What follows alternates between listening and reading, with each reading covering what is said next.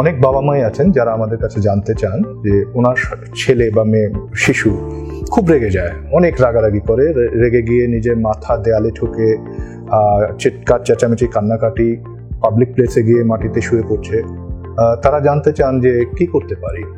আসলে একটা জিনিস মাথায় রাখতে হবে, শিশুদের রাগের বহিঃপ্রকাশ, শিশুরা রাগের বহিঃপ্রকাশটা সমস্যা তখনই হয় যখন শিশু তার রাগ নিয়ন্ত্রণের জন্য কোনো উপায় খুঁজে পায় না।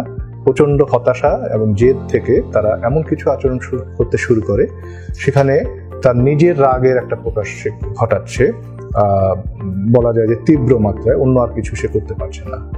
তাকে যদি এই সময় কিছু শেখানোর বিষয় আছে, তবে তাকে শেখানোর থেকে বেশি জরুরি বাবা মা কিভাবে এই পরিস্থিতি সামাল দেবেন।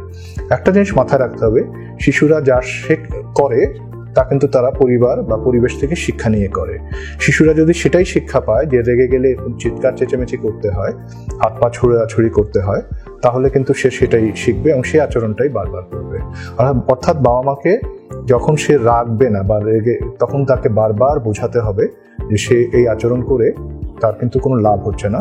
আর দ্বিতীয়ত, শিশুর সাথে কেউ যাতে এই ধরনের আচরণ না করে। শিশুর প্রতি রেগে গেলে আমরা যেন তার প্রতি ভায়োলেন্ট না হয়ে যাই, তাকে যেন খুব বকাঝকা, তীব্রভাবে আঘাত করা, এই কাজগুলো থেকে বিরত থাকতে হবে।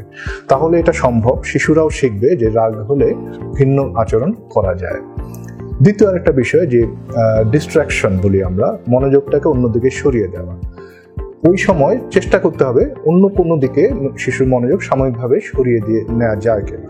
হয়তো ওই পরিস্থিতিতে সম্ভব নয়, যখন সে স্বাভাবিক হয়ে আসবে তখন তার সাথে একটু কথা বলা, যে তুমি কেন এটা করছো, বা তুমি এটা করে কি আদৌ কোনো লাভ হয়েছে, তার থেকে এটা করতে পারতে, এটা করলে তো তোমার লাভ হতো।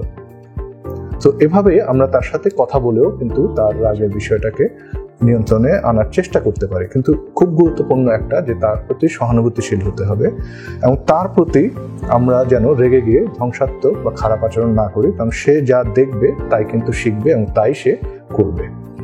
তো সকল অভিভাবককে আমার এটাই জানানো যে আপনারা আপনাদের শিশুদেরকে যা শেখাবেন তারা কিন্তু তাই সেই আচরণগুলোই করবে এবং সেখান থেকেই তারা তাদের রাগ বা অন্য যে কোনো আচরণের প্রকাশ ঘটাবে।